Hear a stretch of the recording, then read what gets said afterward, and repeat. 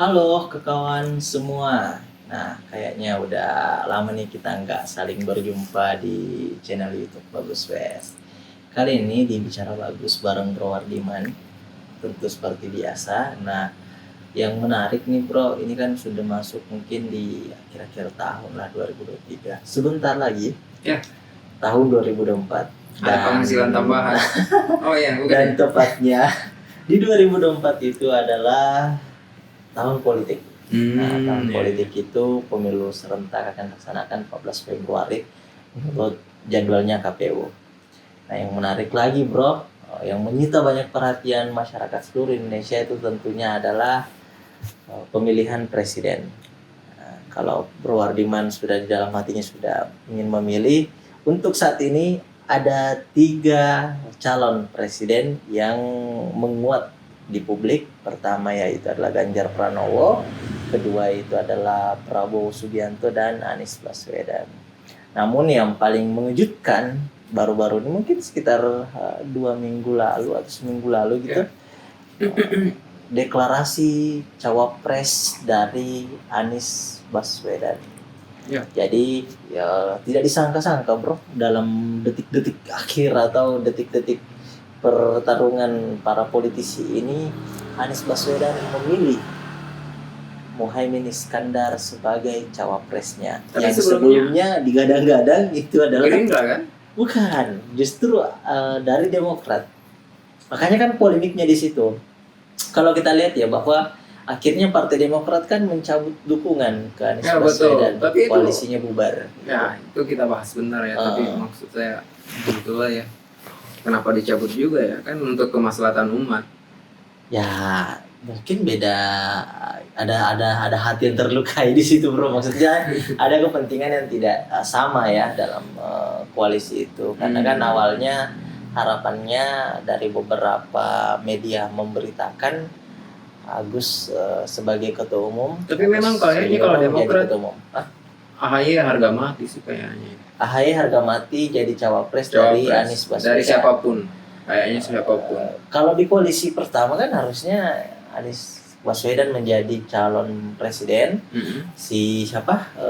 Agus Yudhoyono ini menjadi Agus Harimurti Yudhoyono ini menjadi wapres. Cuman kan ternyata tidak sampai seminggu deklarasi dari Anies Baswedan dan Muhaimin Iskandar telah dideklarasikan dan bahkan itu dikonfirmasi waktu itu deklarasinya atau Caimin ini menerima pinangan Nasdem untuk menjadi bakal cawapres Anies Baswedan, di mana sebelumnya si cawapres dari PKB ini Bro bergabung dengan koalisi Kebangkitan Indonesia Raya bersama dengan Gerindra. Betul. Nah ini yang dalam hal politik Bro, semua bisa berubah dalam hitungan hari. Tahun kemarin aja yang koalisinya Prabowo kan yang merapat semua ke PDI kan terjadi juga. Ya, terjadi juga. Nah memang ya begitulah politik. Karena tahun lalu nggak ada oposisi kan.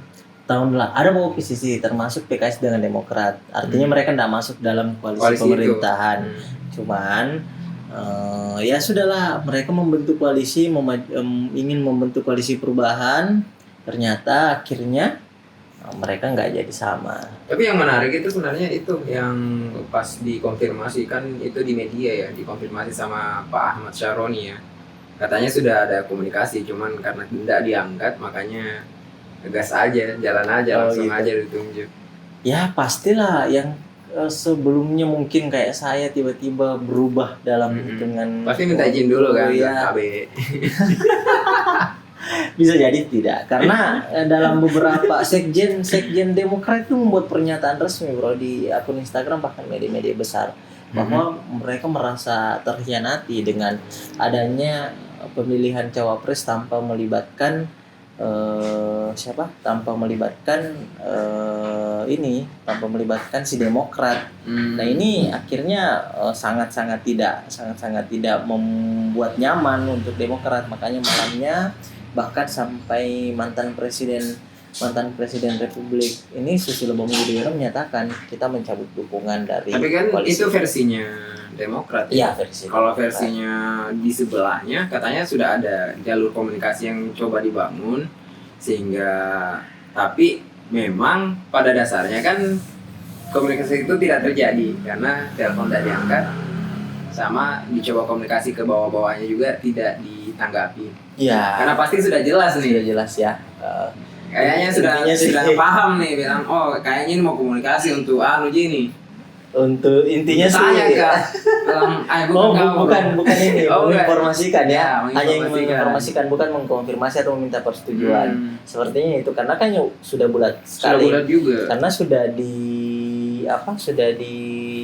hotelnya sudah di booking, bro. Jadi kan deklarasi cawapres dan capres itu di Surabaya ya, di Hotel Majapahit itu, atau di mana dulu dikenal hotel nama Jepang. Sejarahnya itu kan di sana Jawa Timur itu di hari Sabtu itu, sejarahnya kenapa memilih tempat itu karena ada peristiwa di mana perobekan bendera Belanda waktu itu. Jadi bendera birunya dirobek, yang tersisa kan merah putih tuh. Makanya baru benderanya dinaikkan lagi. Kalau menurut saya sepertinya kode kan Demokrat warna biru. Wah, dikomunikasikan lokasinya. Mungkin saya melihatnya kok kayak peristiwa itu memperlihatkan sesuatu yang kode-kode alam gitu ya. Tapi yang menarik itu pas deklarasi itu kenapa Surya Paloh ini ya ada menyebut apa ya itu, dia menyebut yang teriak itu, yang mana ya? Yang dia ucapkan apa teh? Apa lagi dia ucapkan? Yang jelas ada yang dia ucapkan itu. Pas deklarasi saya lupa, mungkin nanti Paling yang saya ingat dari deklarasi Pak Surya Paloh mengatakan ini adalah akhir dari cebong dan kampret. Ya itu itu benar. Tapi kan dia meneriakkan itu kan. Ya, ini adalah akhir dari cebong dan kampret. Itu maksudnya apa ya? Karena mungkin ini.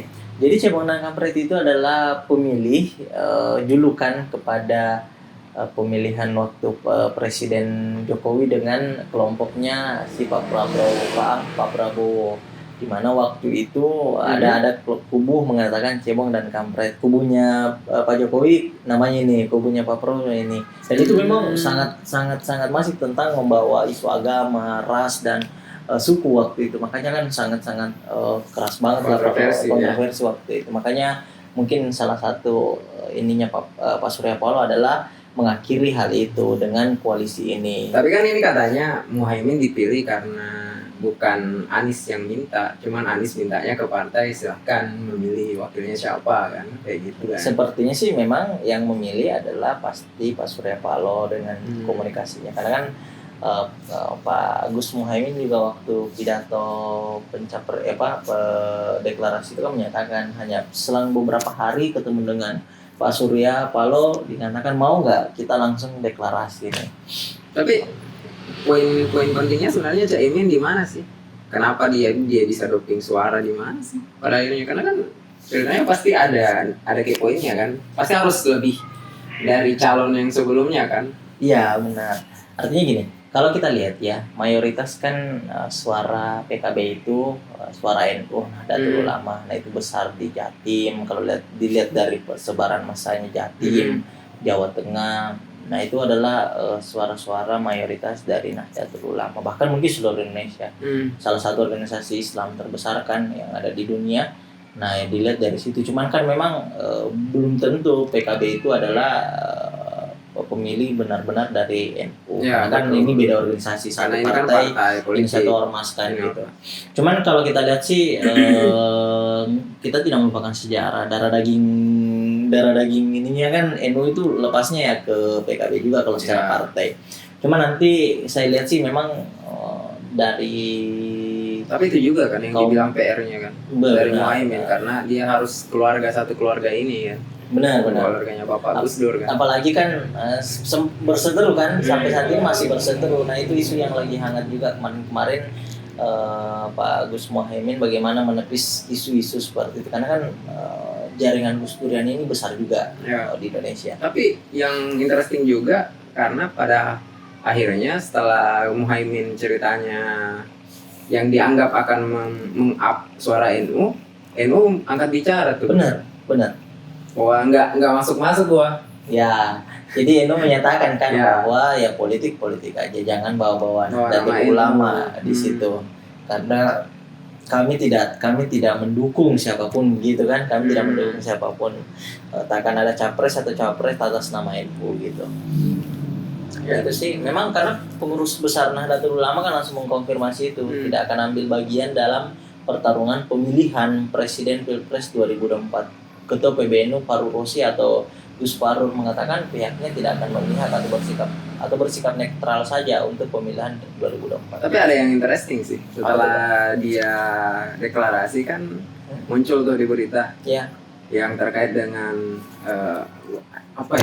anggota partai PKB lah yang korupsi dan lain-lain lah, yang dipanggil untuk konfirmasi lah. Bahkan kan Pak Muhaimin dipanggil untuk konfirmasi kan terkait dengan kasus di tahun 2012 kalau nggak salah. Iya, mungkin waktu jadi menteri kalau nggak salah. Waktu jadi menteri, tapi itu long sekali distance-nya kan. Iya. Sekarang tahun berapa bro? Sekarang 2023 bro. Tapi artinya kan memang politik itu kadang-kadang ketika sedang di atas kan ujiannya banyak dan kadang orang menjadi sangat kelihatan bermusuhan tetapi esok hari sangat mesra gitu. Jadi bagi sebenarnya sih yang paling penting nih dalam pemilihan pilpres atau apapun ke depan itu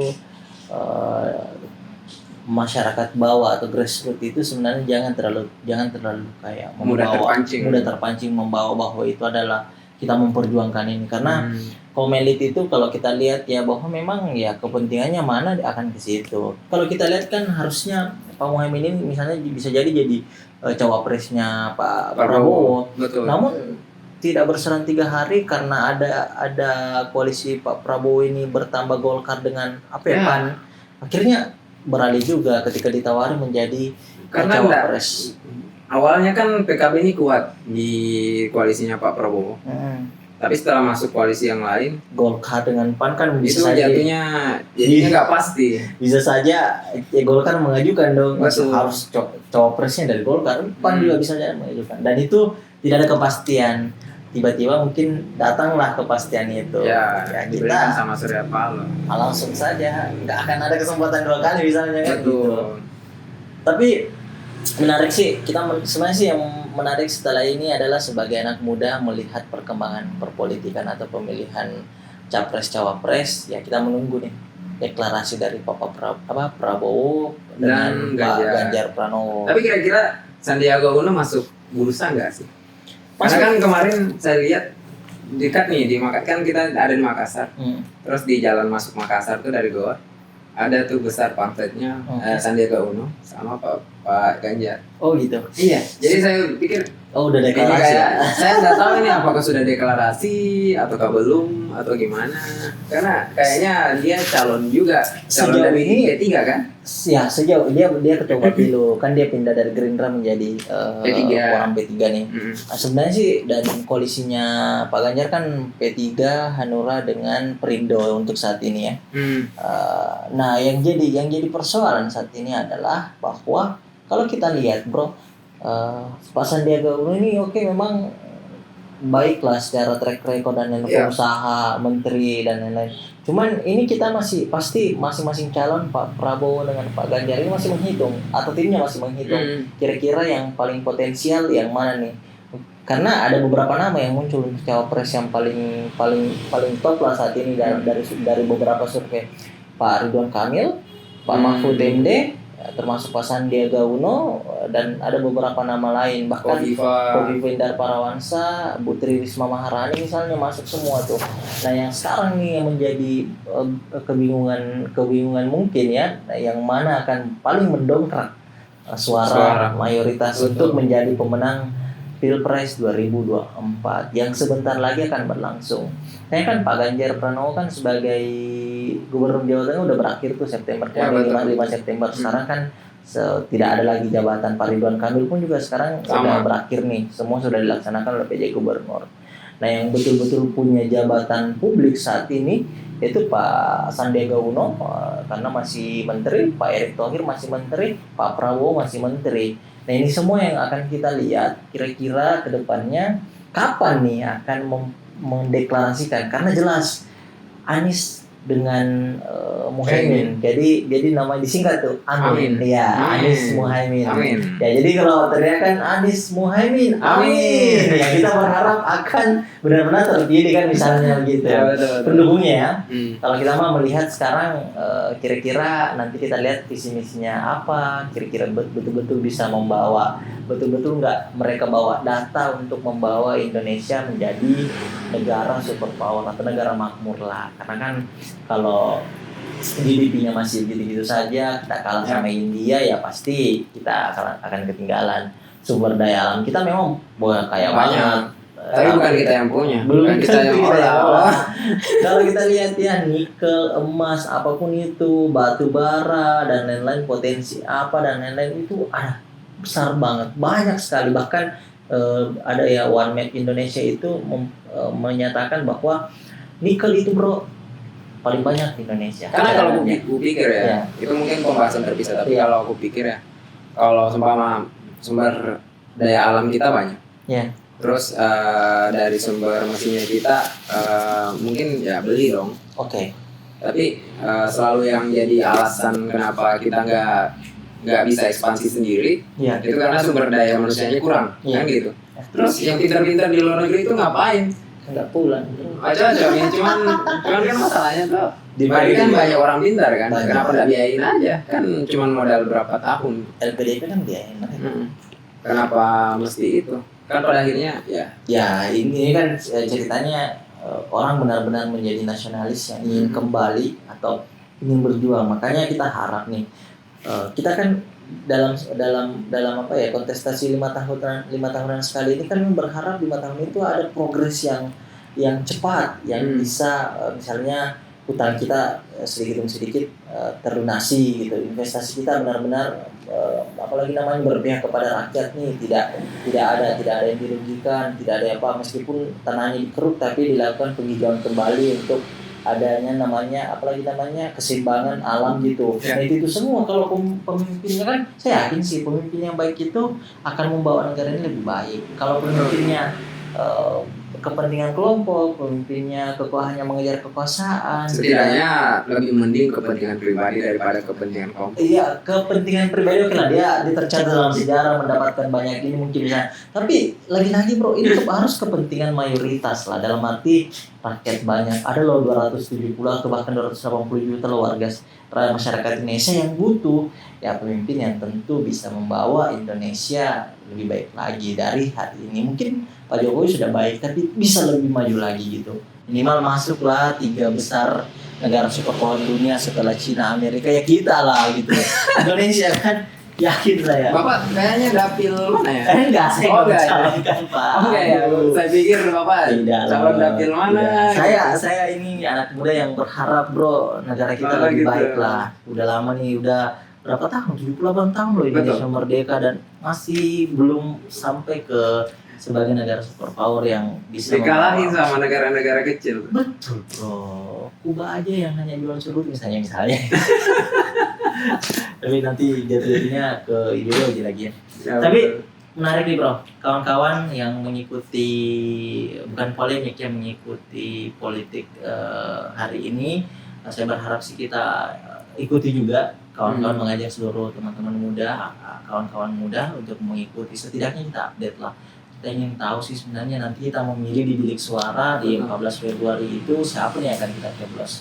Yakinlah kita bahwa ini suara saya benar-benar untuk kebaikan orang banyak lah. Kekuasaan itu dititipkan ke pemimpin supaya bisa mengelolanya dengan lebih baik gitu. Nah, terserah teman-teman akan memilih Pak Anies Baswedan, Pak Ganjar Pranowo, Pak Prabowo, itu sih terserah. Kita yakinlah bahwa 3 orang ini adalah calon pemimpin yang terbaik, yang sebagai putra terbaik bangsa lah. Cuman pilihlah yang lebih baik lagi. Analisislah, pikirkan baik-baik karena 5 tahun ke depan ada di tangan mereka gitu. Mungkin masih ada lagi bro, di mana aja sih?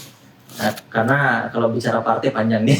Ya, Tapi sekian. kita tunggu deklarasi Iya, kita aja. tunggu deklarasi aja. Nanti kita akan bahas lagi. Sampai jumpa lagi mungkin di Bicara Bagus bareng saya Wardiman dan Bagus WS. Mungkin nanti akan ada segmen juga. Kita nih lagi meramu nih kawan-kawan. Mohon dukungannya. Kita mau cari caleg-caleg muda untuk diajak diskusi supaya Betul. supaya kita Ya. tahu visi misi teman-teman Kita yang tahu juga dari orang dalam. dari orang dalam misalnya Ya, partai ya, mana gitu ya, kan ya. kita bisa lebih tahu gitu. Kita harap sih ada politik yang gembira, politik yang santai supaya tidak terlalu kaku dan menyenangkan hal-hal ini. Mungkin itu saja, sampai jumpa lagi. Jangan lupa nonton, dukung kami terus untuk berkarya. Assalamualaikum warahmatullahi wabarakatuh.